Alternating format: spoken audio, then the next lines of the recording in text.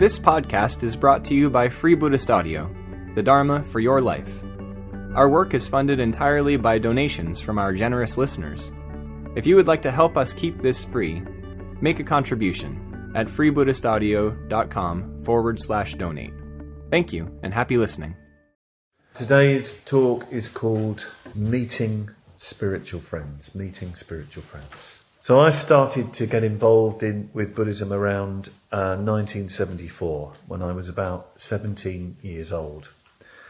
And it's hard to say quite when my interest in Buddhism began. There was a whole series, a whole network of events that brought me to Buddhism, to the Dharma. There was no Buddhism at all in my family. I was brought up in a family of church-going Church of England people. My parents and sisters and myself went to church on Sundays, working class family.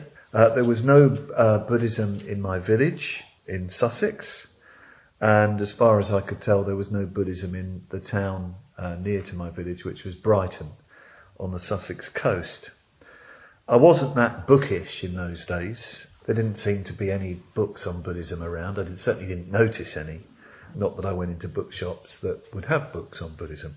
And certainly in the 1970s, Buddhism had a much lower profile than it does now. My arrival at Buddhism came really, I would say, if this doesn't sound too grandiose, out of the awakening of a sort of spiritual longing. I kind of knew very early on in my life that I couldn't, or I wouldn't, be like my parents or my sisters. I didn't think I'd get married, and I didn't think that I'd do a normal job. I think that's probably normal when you're a child, but I certainly felt that. And a kind of spiritual longing for something different was around in me. Christianity somehow was very unsatisfying. It seemed so sort of straight and conventional and social, in spite of the beautiful old churches that I went to in Sussex. Really lovely churches. I love them very much. There didn't seem to be much spiritually going on. I wasn't responsive to Christ. Jesus never did anything for me, really. And I found I couldn't really believe in a creator God. That didn't seem to make sense. He wasn't sort of immediately apparent. And I did think when I was quite young, well, if there's no God, how is a spiritual path possible? I'd never come across the idea of a spiritual path without God. Music was very important to me. Music had a very big effect and contributed a great deal to my spiritual quest. I graduated in my early teenage years from prog rock, progressive rock, I won't mention the names,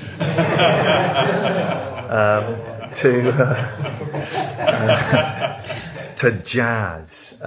Jazz was incredibly important, especially mid-60s American jazz. That was a great revelation to me, especially the music of John Coltrane, tenor saxophone player. To me, that was deeply spiritual music, listening to some of John Coltrane's stuff. That just went straight to the heart, that just opened up the heart. I used to go into, literally sort of meditative ecstasy, listening to mid-60s John Coltrane, A Love Supreme, things like that. Really had a very, very powerful effect on me. And of course, Coltrane himself was very interested in Eastern religion. I remember one album I had of his, he was chanting the mantra Om over and over again, and other jazz people like Don Cherry were really seemed to be into Buddhism and Hinduism and things like that. The first time I heard the Shakyamuni mantra was on a Don Cherry album called The Relativity Suite. Great album, fantastic. Anyway, going off the point. But eventually this got me kind of moving towards to Buddhism. I went into a bookshop in Brighton. I was starting to get into bookshops then. And I asked the guy working in the bookshop, it's a really good bookshop called Symposium, if he had any books on Tibetan Buddhism. And he pointed me towards the writings of Lama Anagarika Govinda, the great German Buddhist who has regarded himself as part of a Tibetan order, and particularly his book Foundations of Tibetan Mysticism. That was the first book on Buddhism that I read when I was about 16, 17. And I can't claim that I understood any of it. But I found it completely thrilling. I actually enjoy reading books that I don't understand. I find that very exciting. I found this book thrilling because, and looking back, what I think came out of it were vivid descriptions of a spiritual path, descriptions of higher states of consciousness, which sounded so attractive. Descriptions of wisdom. It was visionary as well. I mean, wonderful sort of passages describing sort of symbolic experience. And throughout the book, and these are as important as the text, are these lovely, beautiful black and white photographs that Lee Gotami, Lama Govinda's wife, took of these images in these temples in Western Tibet. Wonderful images of Amitabha and Amoga Siddhi, really mysterious looking images, just in black and white. They communicated so much. Kind of seeing these things just drew me into this world. A kind of whole world of spiritual life seemed to be evoked through Foundations of Tibetan Mysticism. And a sense of it being kind of open-ended. There was no kind of ceiling to it, because one thing I clocked was the fact that there's no God. I mean, Govinda made that very clear. There's no creator. All this is possible because of our potential as human beings. Of course, it communicated a very different vision of human life, not human as we usually understand it, Jim. Star Trek moment there. Something much, much deeper and richer and extraordinary. And it was quite clear, the other thing that was quite clear that Lama Govinda communicated was that all this is attainable. All this is realisable in your life. And there were two things that he emphasised. Meditation. All this is possible through meditation. He didn't describe any practices, but he made it clear that there are practices, methods, to effect entry into this world. And Govinda mentioned especially the esoteric and tantric meditation practices, which of course I found especially appealing. These fast, exotic methods where you would be catapulted into these realms of bliss, mystery and infinite depth. And secondly, Lama Govinda really emphasised the importance of a teacher, a guru. A guide who would teach you meditation and introduce you to these special practices, who would give you initiations, which would somehow introduce you directly to this realm. And this led me to Lama Govinda's other very famous book, The Way of the White Clouds. Very beautiful book indeed. This is an autobiographical book by and large. And it mainly describes Lama Govinda's journeys in Tibet and Western Tibet, his expedition with his wife to document these old temples in Western Tibet. Very moving descriptions of what they did in these old temples, trying to copy the frescoes before they were lost, photographing images and so on. But more importantly for me, his encounter with his meetings with various gurus.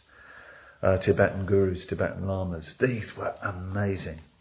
These beings of great spiritual power, these living embodiments of wisdom and compassion, who had the ability, it seemed, to just spark you off and introduce you directly to the enlightened state. It was so attractive to, a young lad living with his parents in a semi-detached in Sussex. Very attractive, beguiling. And of course, I wanted such a guru. I longed for such a guru and those special practices. I wanted that special teaching that would, through some mysterious, powerful, magical process, introduce me directly to enlightenment. And then, of course, it would be easy. It would be smooth. The vision would just unfold. I wouldn't mind what kind of effort I would make because, it would just be happening. Interesting that. Anyway. There then followed quite a painful period for me, lasting a few months. I very much wanted to meditate. But I didn't know what to do to meditate. I'd sit cross-legged in my room, getting into all sorts of weird postures, waiting for something to happen. Meanwhile, I was reading more Buddhist books. At some time around this time, I read The Life of Milarepa, the great teacher of Gampopa, actually. And again, Milarepa's life story, this great hermit and yogi, really emphasises the guru and the teacher and meditation.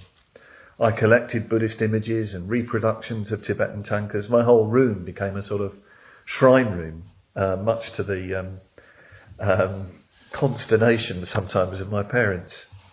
I remember writing off to a Buddhist monastery. I'd heard about a Buddhist monastery in Scotland, and I found it addressed, and I wrote a very, very heartfelt letter. Alas, there was no reply. Eventually, by chance, I found out about a Buddhist group meeting in Brighton, my local town, and I went along one Saturday afternoon as soon as I heard about this place. And I met, it was just an ordinary house, and I met some very friendly people, a husband and wife and their children, and they told me about the classes they held there, and that I could come back in a few days' time. And they told me about the person who ran the class, told me his Indian name, which I didn't catch, and of course I couldn't wait. The next few days seemed to go very slowly, because would this be my guru? I mean, that was the way I thought. I am going to meet my guru. This could be the one. This could be the man who will give me the special teaching. And the day came, and I was excited and eager, and I went to the place, and I have to say, kind of inevitable really, the first meeting at first was disappointing. At first, because the person who said hello to me had, he must have been in his, early 30s. He was wearing a very ordinary sort of sweater, brown coloured sweater and jeans. Seemed very British, friendly, formal, nice handshake, very ordinary. There was no special teaching given to me. It was all very low key. I was just meeting an ordinary man. This man's name was Buddhadasa, a member of the Western Buddhist order who's still a very good friend of mine. Later on, we had the class. We went into the shrine room in this house, and Buddhadasa explained the Metta Bhavana. We did a long meditation. It seemed like an eternity. It was very difficult. I found it very hard just to sit still. And then we did the puja. So this is my first night at a Buddhist centre. There was no gradual introduction. We did the sevenfold puja. And the puja was wonderful. Really very, very wonderful doing the puja. I felt that I was speaking my language. I was in my world. I felt somehow completely at home in this world. I somehow knew while I was doing the puja, and this was a much more of a sort of wordless realisation. It wasn't, I didn't really think it, but I kind of knew I'd devote my life to Buddhism. I didn't know why I knew that, and I didn't know how I would do that, but I kind of knew it. It wasn't some sort of mind-blowing realisation or anything like that. It was very, very ordinary, but I kind of knew it. And I did. I just plunged into Buddhism after that. I learned the different meditation practices. Eventually I came across Sangharakshita. Buddhadasa, member of our order, knew Sangharakshita personally, was a personal disciple of him, and he'd play some of Sangharakshita's tape lectures at another class that he started. And, there were a few of Sangharakshita's books available, not many, one or two. And I just took them all in, and I really loved Sangharakshita's lectures. Very clear, direct teaching, also very inspirational. His early lectures in particular went really a lot of energy in them. And again, I was completely thrilled the more I kind of heard Sangharakshita's lectures, especially his tantric series of lectures, and I began to regard him as my teacher. And I remember when he came to, by this time I moved in with Buddhadasa in the little community that he'd started in Brighton, and he'd started his own centre. And Sangharakshita came for a visit, and I was so excited to get, now this really is the Guru is coming. And again, the meeting was kind of disappointing. He was very ordinary, very low key indeed, and there was no way that you're going to be able to do a prostration or make an offering. It was a very, very ordinary meeting, kind of underwhelming really. But there were a few little incidents. I won't go into those. Very interesting ones. But anyway, that was the first impression. But whatever, I got more involved. Much more deeply involved through studying Buddhist texts, through practicing the meditations. I got involved, in other words, in the Sangha that Sangharakshita had started, the spiritual community that he'd started. And eventually I was ordained by Sangharakshita into the Western Buddhist order. I got to know him a bit personally.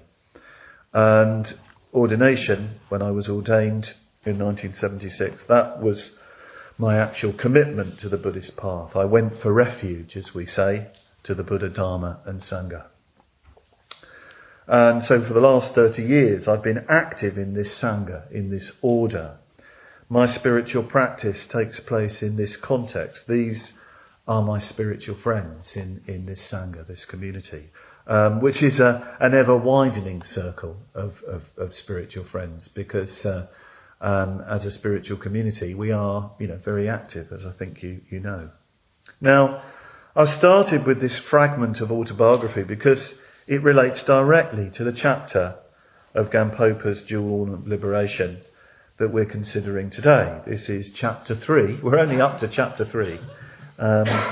Meeting spiritual friends. Chapter 3, meeting spiritual friends. And Gampopa says at the beginning, the contributory cause for liberation from bewilderment and suffering, the contributory cause are spiritual friends.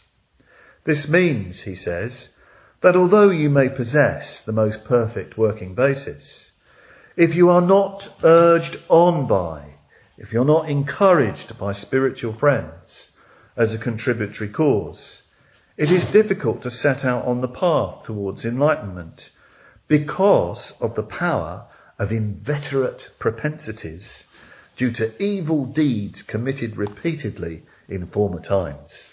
Therefore, you have to meet spiritual friends.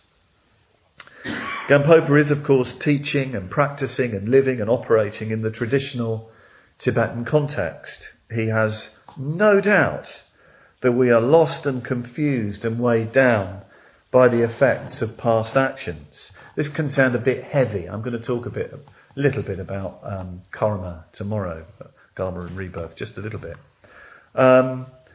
A bit heavy, and maybe we don't relate to it because we don't relate to the notion of previous lives and all that. But certainly we can feel sometimes lost and confused and longing for some sort of guidance, some light to be shed on our lives, a fresh light, a different kind of perspective, or just some sort of instruction. We want to know what to do. This was my own experience. I wanted to do something with my life. I wanted to live a spiritual life, devote myself to a spiritual life.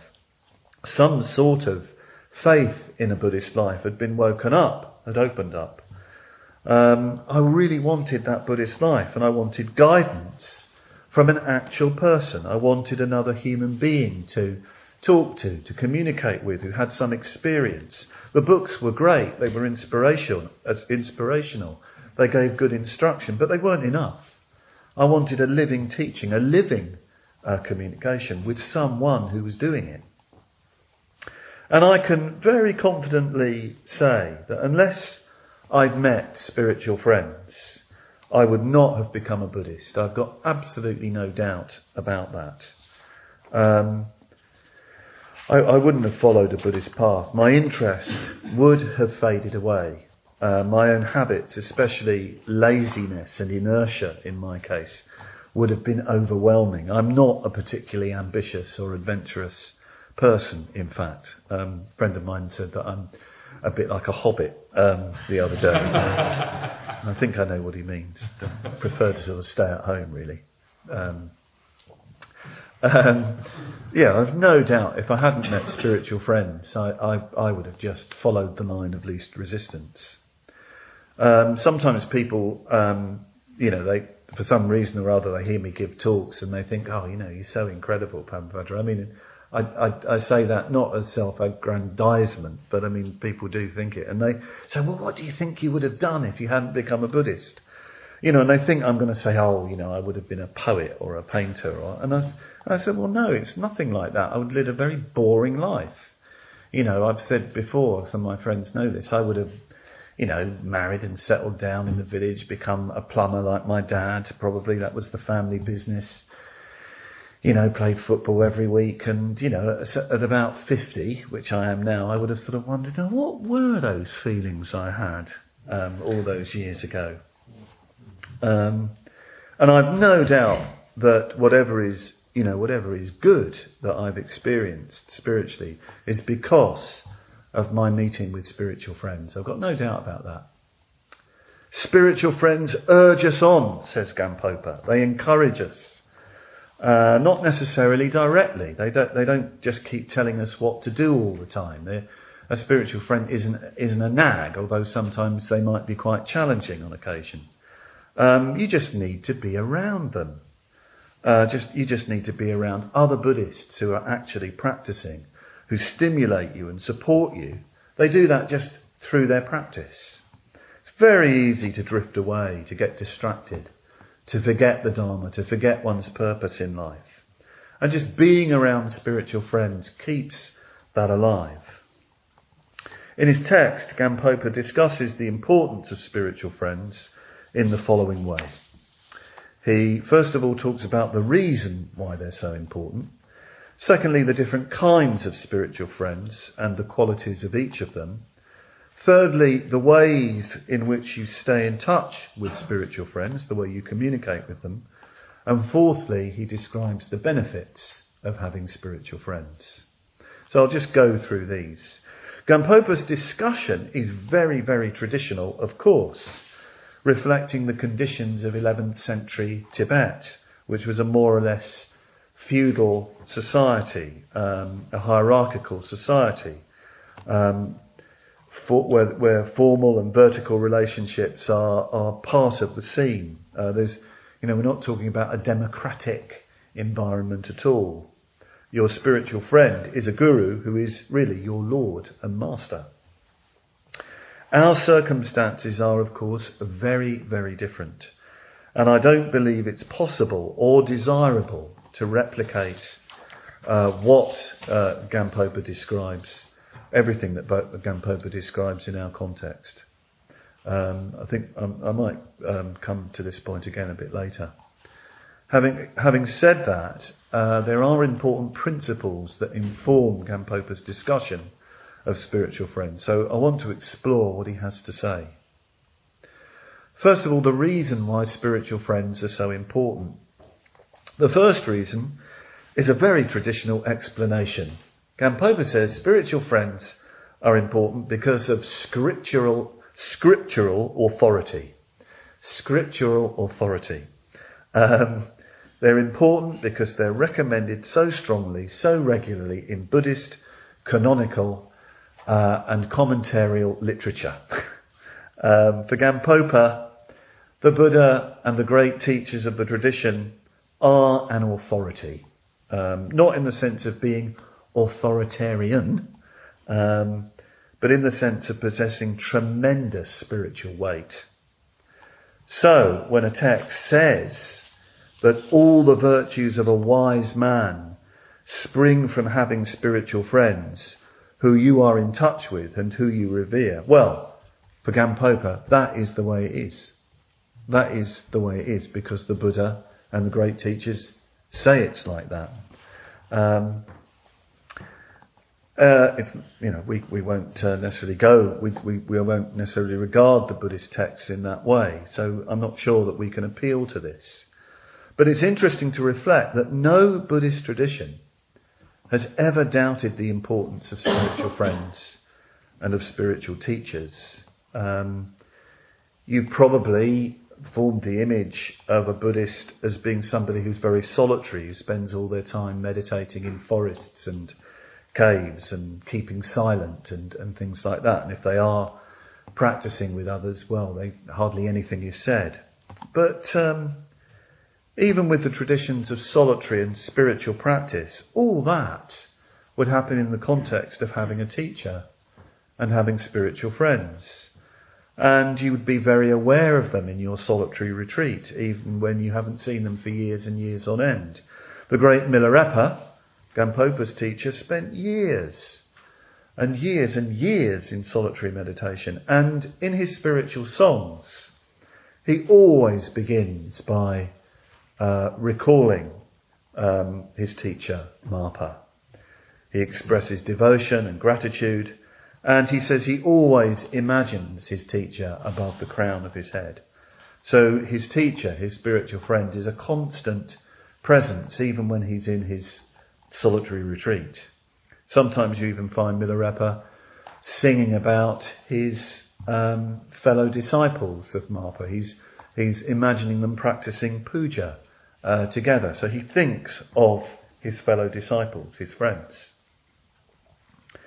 The second reason, Gampopa says, why spiritual friends are so important is because of necessity. This is Gunther's translation. Other translations say because of logic. The point here is a very simple one. You don't know how to gain enlightenment. You don't know the path to enlightenment. You don't know the practices. So it's self-evident that you need someone who can show you how to do it, who can show you the path, and who can teach you the practices. And, again, I can refer back to my own experience. I didn't know how to actually practice.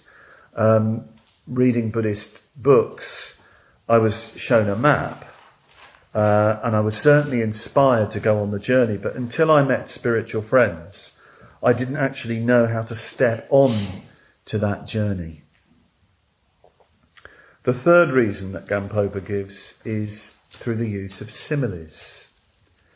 Spiritual friends, he says, are like guides when we travel in unknown territory. Secondly, they're like escorts when we pass through dangerous regions. And thirdly, they're like a ferryman when we cross a great river. And these, of course, are very ancient, even archetypal images for the spiritual friend, the spiritual guide. And of course, they're not just Eastern images, they're universal images of the guide. So let's just contemplate them a little. First of all, says Gampopa, if we travel without a guide in unknown lands, there is the great danger of getting lost. And of course, Gampopa is speaking in a time and a place where there were very few maps, and it was very dangerous to travel. You could easily fall down a ravine or get lost in some forest or in some mountain range or something like that. So travel was very dangerous in his time. People would often not reach their destination. If we have a guide, someone who knows the way, who knows the terrain, we can reach our destination. So in the same way, it's very easy to get lost when you embark on a spiritual path. You might be inspired to do it, but it's very easy to lose your way.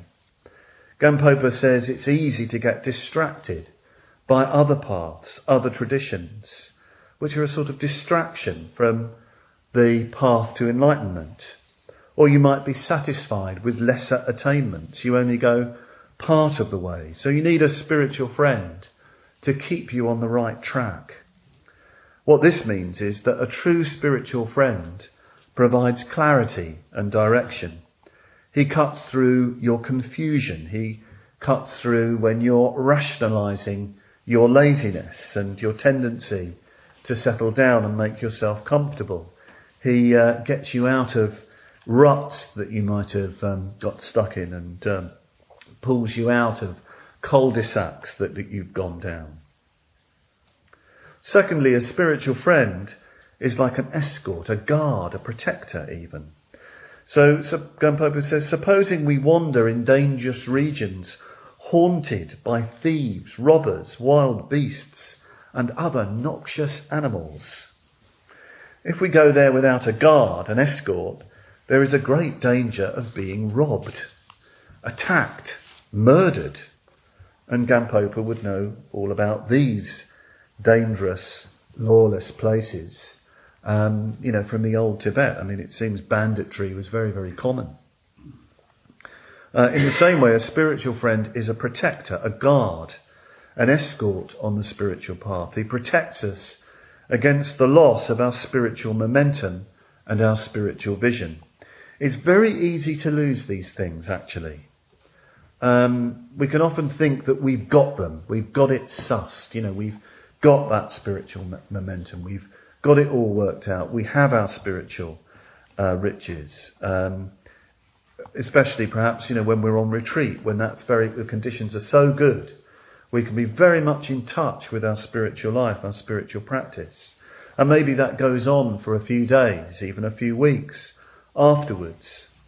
And we can start thinking, I've got this completely sorted out. I don't need to be with spiritual friends anymore.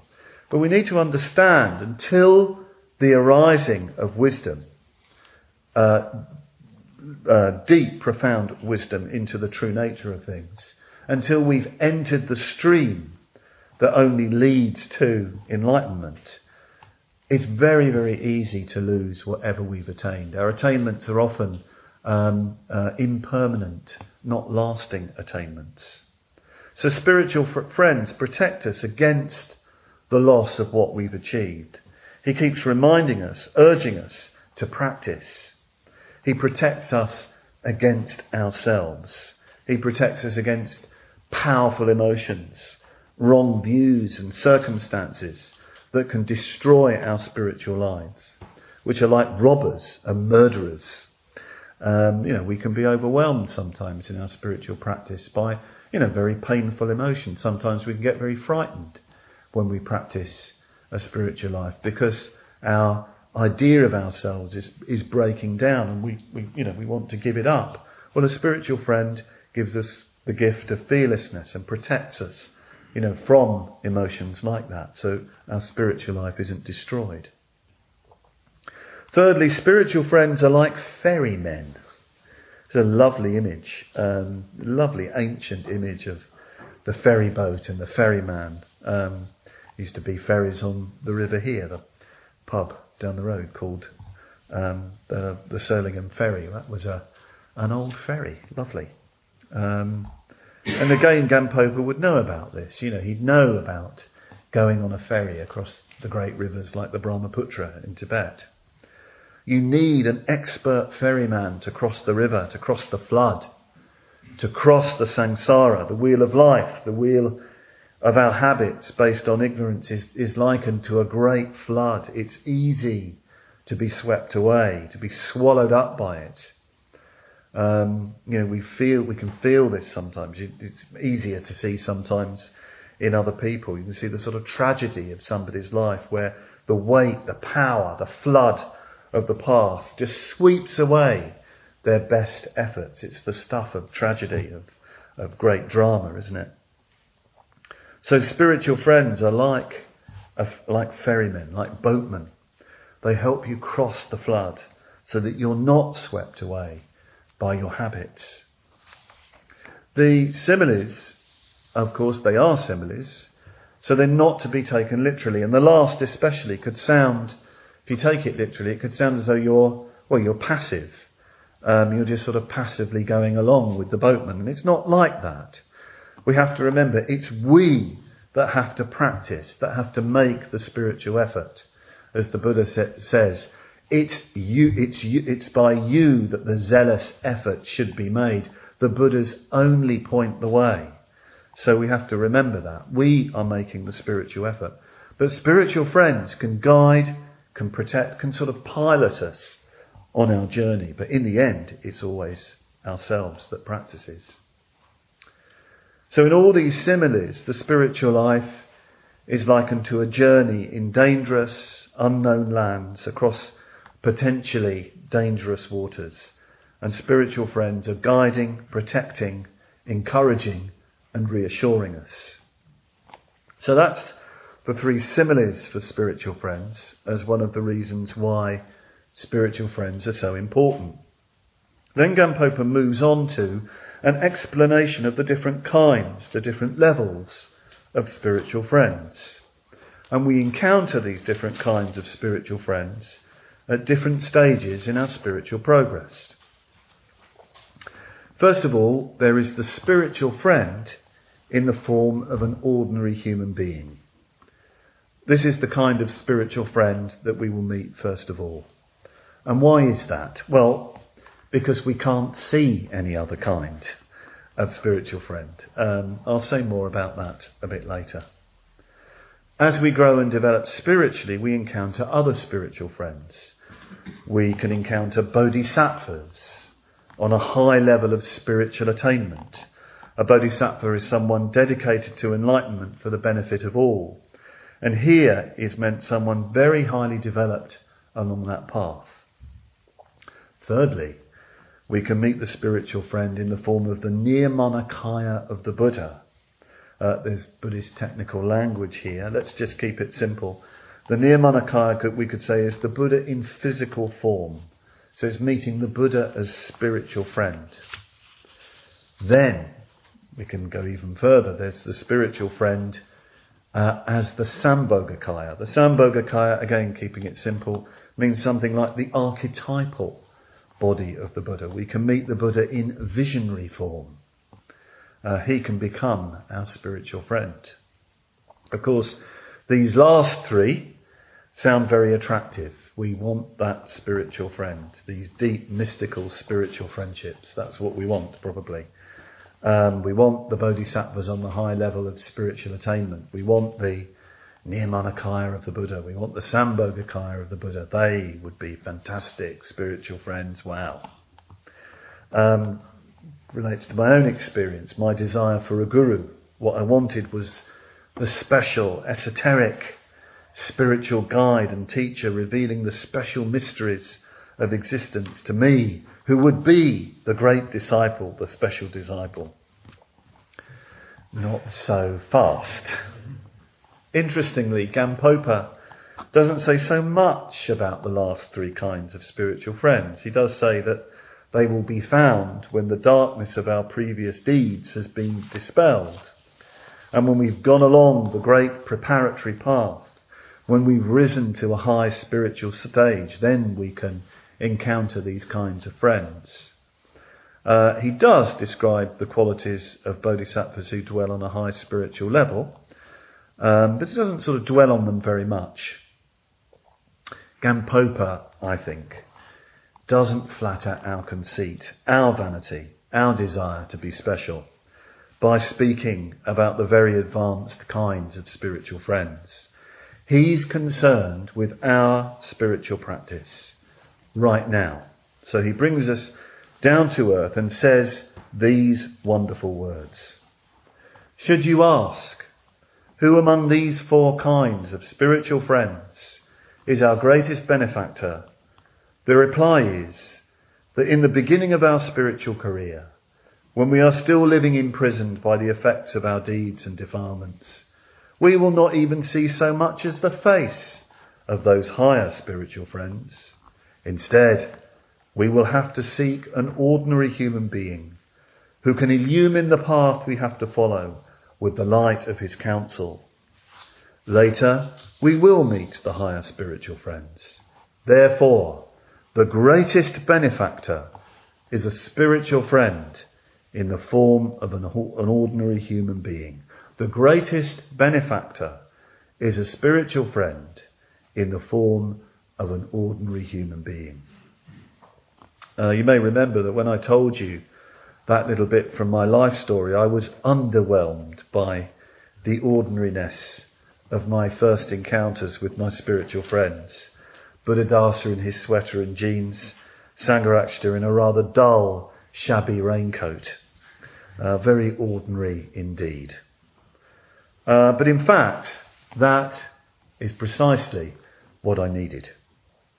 I needed to meet people, men of their time and place, who were actually living a viable spiritual life in the 20th century, in 20th century Britain. This is what we in fact need to begin with. Yes, there are indeed deeper levels of spiritual friendship that you can encounter, and they're a source of great richness and inspiration. It's good to know that they're there, and it's important to open up to them.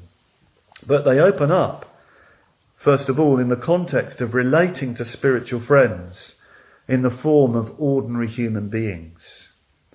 And Gampopa gives a description of the qualities of spiritual friends in the form of ordinary human beings, drawing on traditional sources. And some of these descriptions themselves are rather exalted. They are actually descriptions of somebody highly spiritually developed. I'll give you the briefest of those descriptions, or the first of them.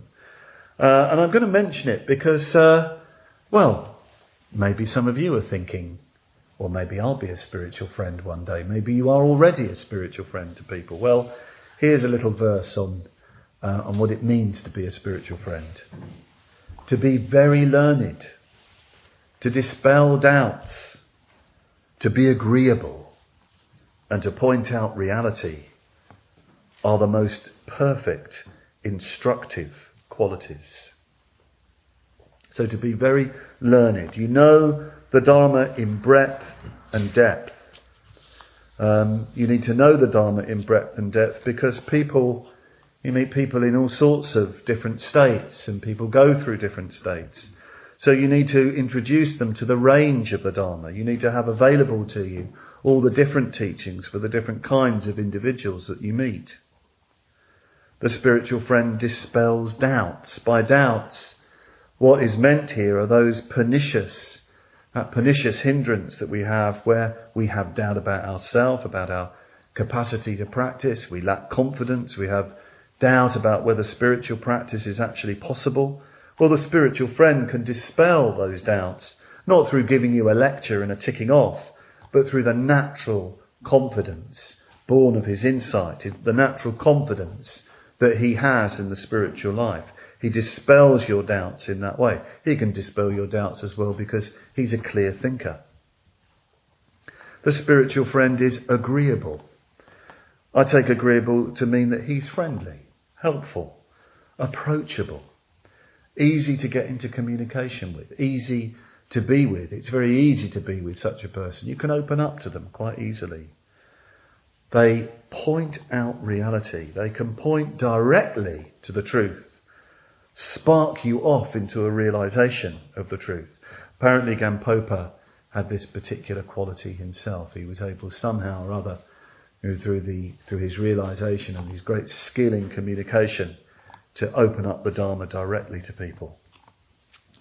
So a spiritual friend as an ordinary human being is pretty special. He's not going to be your mate or anything like that. And you might wonder how on earth you would find somebody like that. How would you know? Of course, you'd only know this through getting to know someone very deeply indeed over a long period of time. You could only really see whether they had such qualities if you were around them for a long time. So Gampopa also speaks, bringing it making it even more practical. He talks more simply still, again quoting a traditional Indian source. He says that spiritual friend is first of all someone well versed in the message of the Mahayana, and secondly he follows the precepts of the Bodhisattva. By Mahayana we mean the Great Way. That's how you translate that, the Great Way. If you read books on Buddhism, they'll tell you Mahayana sounds like a particular sort of sect as opposed to the Little Way and all that sort of thing. But Gampopa is not being sectarian here. He doesn't mean Mahayana in that sense. He means someone who knows the breadth and depth of Buddhism in theory and practice. The Mahayana tradition emphasizes that the spiritual path, the Buddhist life, is not lived for oneself alone. You practice it, you live it for the benefit of all beings. Sangharakshita speaks of the Mahayana as that aspect of the Buddhist tradition that makes clear that there is no limit, no end to spiritual unfoldment. There's no end, there's no limit, because there's no end to living beings. So Mahayana is concerned not only with liberation, with wisdom, but also with the development and cultivation of love and compassion for all. And of course, this is the Buddha's original message. So a spiritual friend is someone well versed in the breadth and depth of Buddhist practice, not as ideas, but being inspired by it, moved by it. And secondly, the spiritual friend follows the Bodhisattva precepts. The spiritual friend is someone committed to the training, who's following the training of the path of wisdom and compassion, and is actually living that life. So Gampopa doesn't speak here of any kind of levels of spiritual friend. So perhaps you could say, really bringing it closer to home, spiritual friends are those who are seriously committed to the spiritual life, to enlightenment for the benefit of all. They're committed to it, and they're communicating its nature to you. And this was what was so striking about my first contact with spiritual friends, with members of the Western Buddhist order. They weren't gurus. They weren't, as far as I know, highly spiritually advanced. They certainly didn't claim to be. But they exemplified, for me, serious spiritual commitment. And they demonstrated it in their lives, and they communicated from that. Buddhadasa in his genes led my first puja, and I eventually lived with him, was a tremendous, and it still is, a tremendous example to me.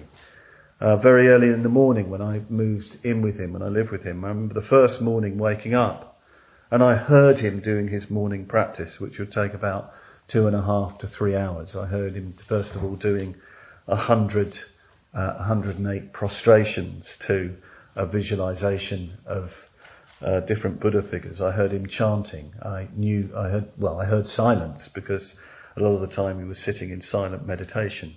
Sometimes he'd do a similar session in the evening. That's when he wasn't leading, 2 or 3 classes a week and a study group. And in the day, he'd be meeting people who came to the centre and doing practical work, improving our little centre. And he was funding all these things out of his own pocket. He'd come into a bit of money, and he was just spending it all on this centre.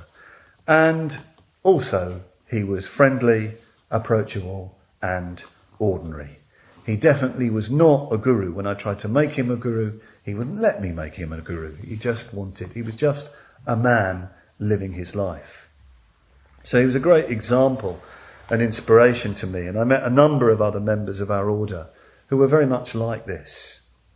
And I'm very glad that I had that opportunity. I'm very glad that I have such spiritual friends. And of course, spiritual friends like this don't invite a passive relationship. You get involved in the Sangha that they're a part of. And that's what happened to me. I got involved in their Sangha, practicing and working with them and imbibing, learning the Bodhisattva path. Engaging in serious, thorough, spiritual practice, and sharing that with my friends in the Sangha. Now, I want to point that out because one of the things that Gampopa doesn't really talk about in terms of spiritual friends is your fellows in the spiritual life. He emphasises teachers and being a disciple, but there's a whole dimension of spiritual life and of spiritual friendship, which is just practicing and being with others who are also practicing. So it's a very significant aspect of spiritual friendship, which is a big feature of our own Sangha. It's a particular aspect of Sangha that Sangharakshita has really drawn out. So this point about not being passive in relation to spiritual friends is important, because after describing the qualities of spiritual friends, Gampopa talks about the ways in which you approach spiritual friends and stay in touch with spiritual friends. In other words, how you communicate with them. And here, as elsewhere, Gampopa is being very traditional indeed. First of all, he says you remain in touch with your spiritual friend by receiving him respectfully. And he says that means you fold your hands, you rise quickly in his presence, you bow down to him, you circumambulate him, you speak only at the proper time, and you gaze at him lovingly, not satisfied with just one glance. And you serve him, you provide him with clothes and food and all the necessities of life, whatever the trouble to you. Well, again, this is very traditional Eastern context, not just Buddhist, I should say, and not just in relation to a spiritual life. If you were to study under an ustad, a guru, an acharya, if you were to learn music, Indian music, for example, you'd have to have the same sort of relationship with the person teaching you music. I don't think, in relation to Buddhist practice, that we can expect this sort of thing in the West. Certainly not from the outset. Maybe something like that you might feel, you might express, but only after a while. And I certainly don't think that this sort of thing should be expected or demanded. Sangharakshita never expects it, and he never demands it. And I've sometimes felt like bowing to Sangharakshita and sort of try to do it, and it sort of doesn't quite work. He just wants to meet you, he just wants to get into communication with you. And he certainly thinks it shouldn't be insisted upon. Having said that, there is a principle, I think, behind this. There is a spiritual point, and it's a very simple point, really. To be able to receive spiritual friendship, to be able to receive instruction and inspiration, to really take it in, you need to be friendly yourself towards spiritual friends. It's a very simple point. You need to be friendly and interested and receptive and welcoming and courteous in relation to them, as you would be to any other human being, really. Now, I say this because sometimes I have had the experience of people sort of either passively expecting to be given a teaching. They sort of sit there and it's like they're expecting you to do something. You know, it's like, well, you're a Buddhist, entertain me through, giving me some fantastic instruction, feed me. Well, it just doesn't work like that. You can't communicate to somebody when they're in that sort of passive state. Or sometimes there's a sort of demand that they've got a sort of right to you giving them a teaching. I remember once in India, on a train in India, a man, more or less almost coming to the point where he wanted to attack me physically because he wanted me to tell me what my understanding of Buddhism was. And it was obvious he wasn't receptive. He wasn't interested, actually. So he was getting more and more aggressive in relation to me because I didn't want to talk about it. I didn't think it was the right time. The point is, for the Dharma to be communicated, we need the right kind of atmosphere. There needs to be real interest, serious interest in spiritual practice. If we really want to receive instruction, we need to be seriously interested in spiritual practice. And there needs to be warmth and friendliness. And everybody needs to be involved in the communication. Yes, there might be, one person doing most of the teaching, put that in single inverted commas, and maybe we're listening. But we're all really involved as people, treating each other as people, where there's mutual care and concern. Then the Dharma can really begin to manifest between one another. One of the ways Sangharakshita speaks of the Sangha, the Buddhist spiritual community, is with this very interesting phrase. A Sangha is a vital mutual responsiveness, where you're involved with one another in a deep, searching exploration of the spiritual life together in complete harmony and honesty, and where the thought of teacher and taught has been forgotten.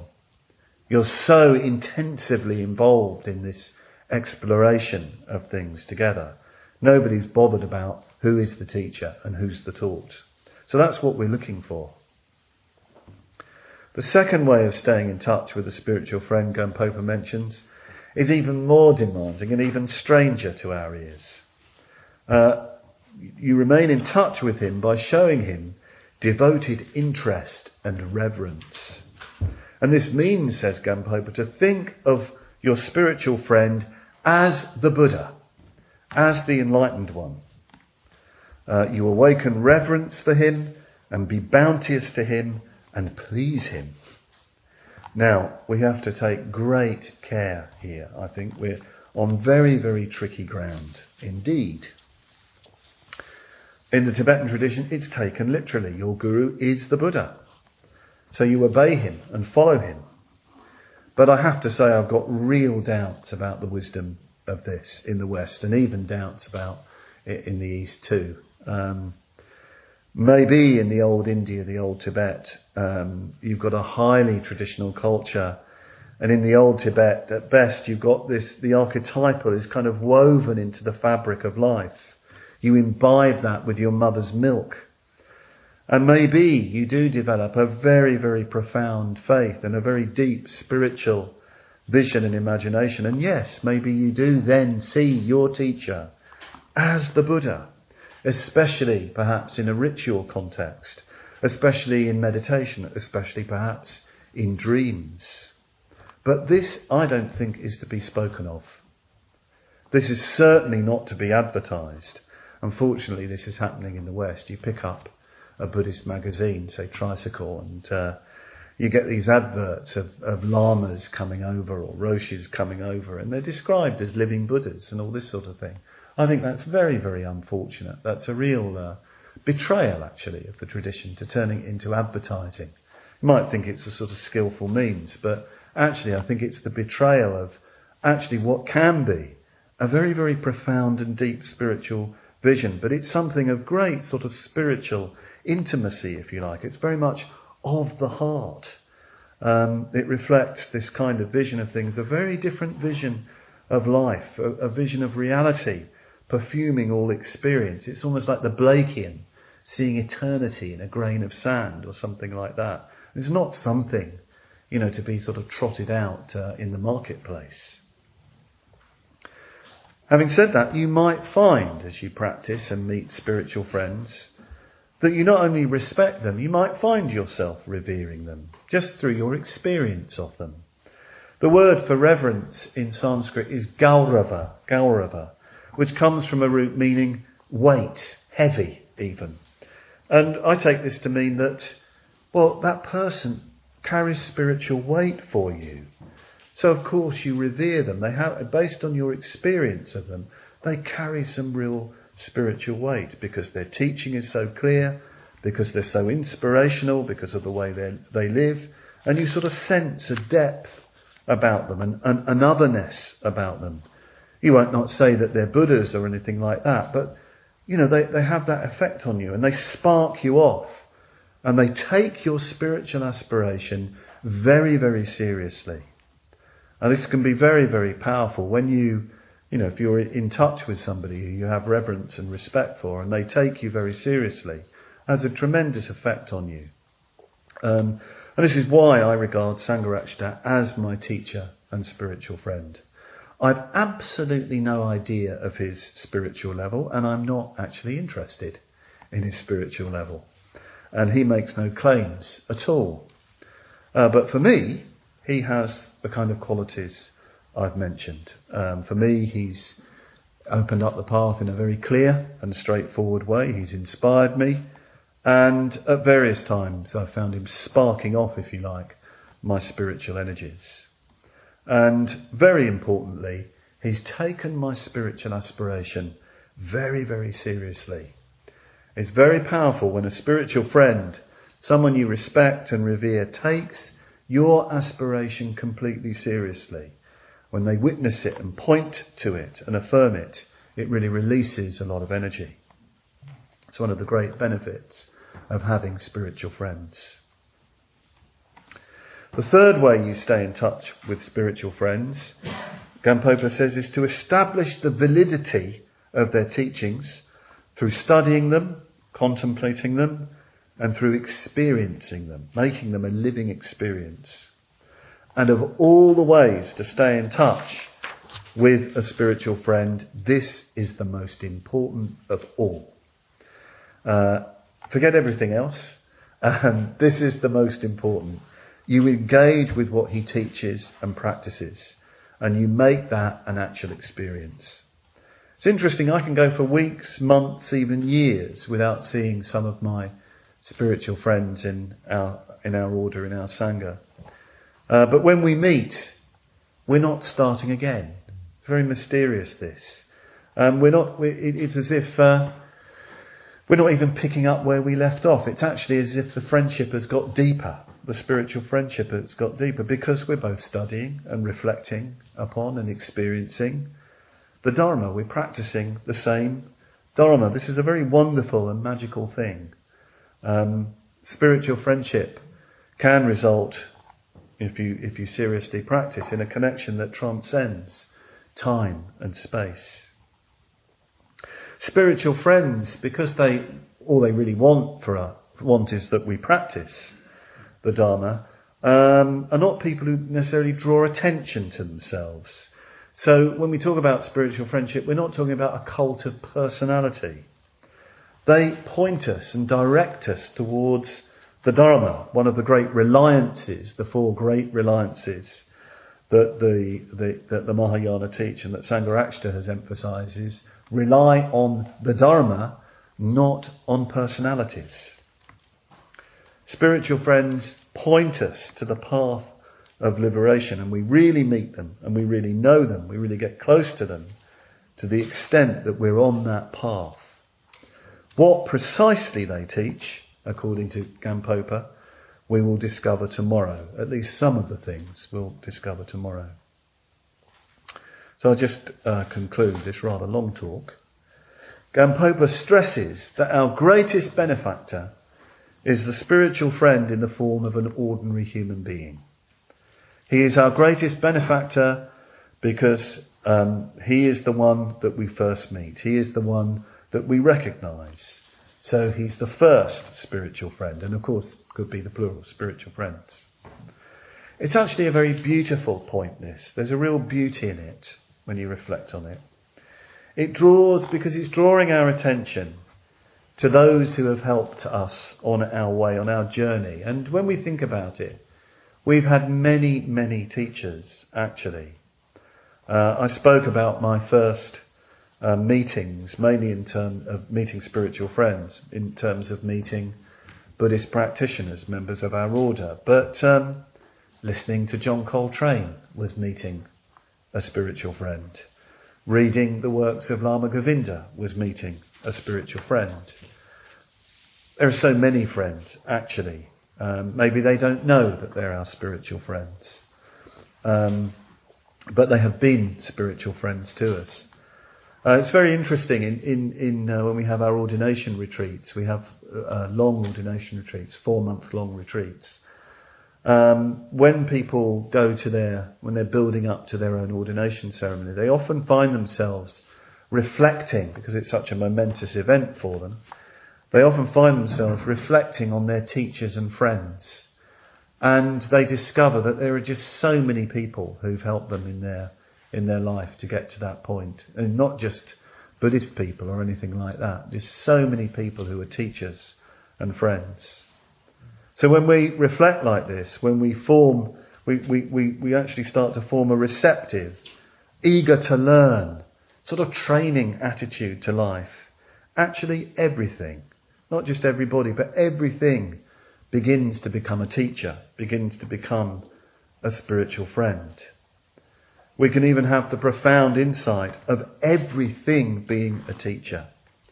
Everything is teaching something. Everything is a spiritual friend, if we could see it in the right way. And here we come to the famous story of Gampopa's teacher, Milarepa. Milarepa spent years and years in solitary meditation. And one of his only possession, really, apart from his cotton robe, was a clay pot. So he would live up in the mountains in a cave, and he'd go and gather his nettles, and he'd just boil up his nettle broth in this clay pot. That's what he lived on. That's why he was blue tinged or green tinged, because of all the nettle broth that he lived on. One day he left his cave and he tripped. He was so weak from his ascetic life. He tripped over and the handle of the pot broke, and he saw the pot just rolling away down the mountain, just smashing down the mountain. And a single green piece in the form of the pot sort of was ejected. This was the residue of the nettle broth that was kind of in the form of a pot. And he just watched that pot descending down the mountain. He tried to go after it for a bit, but he just watched it, his only possession, disappearing and breaking. And as Milarepa watched, he marvelled at what he saw, and then he sang his song. He was a great singer as well as a great meditator, Milarepa. At the same moment, I had a pot, and then I didn't have a pot. This shows the whole truth of the impermanence of everything. Especially it reveals the human condition. So I, the hermit Milarepa, will strive to meditate without distraction. That precious pot containing all my wealth becomes my guru in the very moment that it breaks. This teaching on the inherent impermanence of all things is a great marvel. Even a broken pot can be a meeting with a spiritual friend.